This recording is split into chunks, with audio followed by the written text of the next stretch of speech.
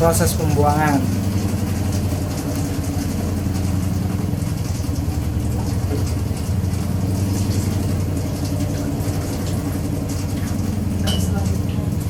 Oke, nanti selanjutnya dia akan ngisi lagi.